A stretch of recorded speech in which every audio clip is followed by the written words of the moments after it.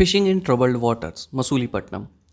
अब fishing in troubled water एक idiom है जो यूज़ किया जाता है ऐसी जगह को रिप्रेजेंट करने के लिए जहाँ पर काफ़ी ज़्यादा रिस्क होता है।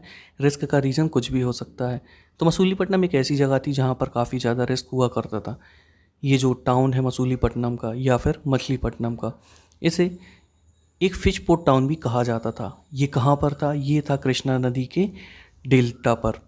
और ये 17वीं सेंचुरी में काफ़ी इम्पोर्टेंट सेंटर बन चुका था जहाँ पर काफ़ी सारी कमर्शियल और इंटेंस एक्टिविटीज़ हुआ करती थी। इसी वजह से यहाँ पर जो डच और ब्रिटिशर्स हैं, ये दोनों अटेम्प्ट करने लगे थे कंट्रोल गेन करने के लिए। ये दोनों के दोनों यहाँ पर कंट्रोल पाना चाहते थे और इसी कंट्रोवर्सीज़ की वजह से ये जो मसूलीपट्टनम नाम की जगह है, ये काफ़ी ज़्यादा इम्पोर्टेंस गेन कर चुकी थी। ये काफ़ी इम्पोर्टेंट पोर्ट बन चुका था आंध्रा कोस्ट पे। अब यहाँ पर एक फोर्ट भी बनवाया गया। ये फोर्ट किसने बनवाया था? ये फोर्ट बनवाया था डच पीपल ने। डच, जिसे हम हॉलैंड या नीदरलैंड के नाम से भी जानते हैं। यहाँ के लोग जो होते हैं ये डच कहलाते हैं। अब जो गोलकोंडा के कुतुबशाही रूलर्स थे, इन्होंने क्या किया था? रॉयल मोनोपोलीज दे दी थी। मतलब उन्होंने ये कहा था कि जो टेक्सटाइल हैं और स्पाइसेस के साथ साथ कुछ दूसरा आइटम है, ये आप बेचिए, लेकिन कुछ रेस्ट्रिक्शंस के साथ। इससे क्या हुआ था? इसका इंटेंशन क्या था? इसका इंटेंशन ये था कि जो यहाँ का ट्रेड है ये पूरी तरह से ईस्ट इंडिया कंपनीज के हाथ में ना चला जाए।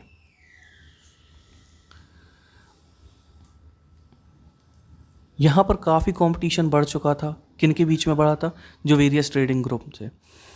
जो गोलकोंडा के नोबल्स थे वो पर्शियन मर्चेंट्स होते थे।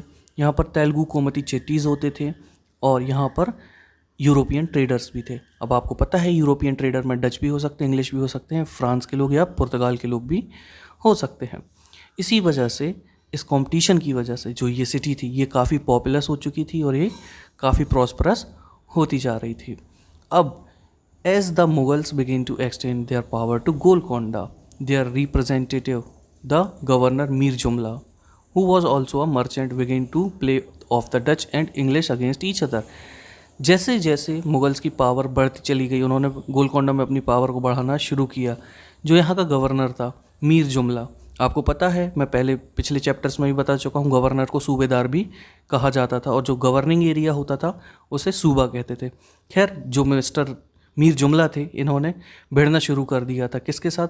डच के साथ और जो ब्रिटिशर्स थे इनके साथ। और 1686 और 1687 में यहाँ जो औरंगजेब थे उनका शासन आ गया था।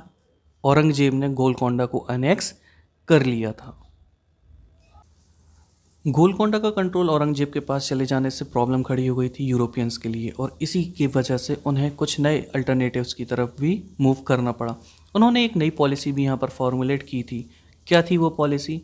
जो इंग्लिश ईस्ट इंडिया कंपनी है ये समझ चुकी थी कि केवल जो ट्रेड सेंटर है उनके हिंटरलैंड में, हिंटरलैंड मतलब सारे वो एरिया इंडिया के अंदर जो उनके कंट्रोल में है वो हिंटरलैंड है। इसे भीतरी प्रदेश भी कहा जाता है। किसी भी एक कंट्री के अंदर के कंट्रोल किए जाने वाले एरिया कहलाते हैं हिंटरलैंड।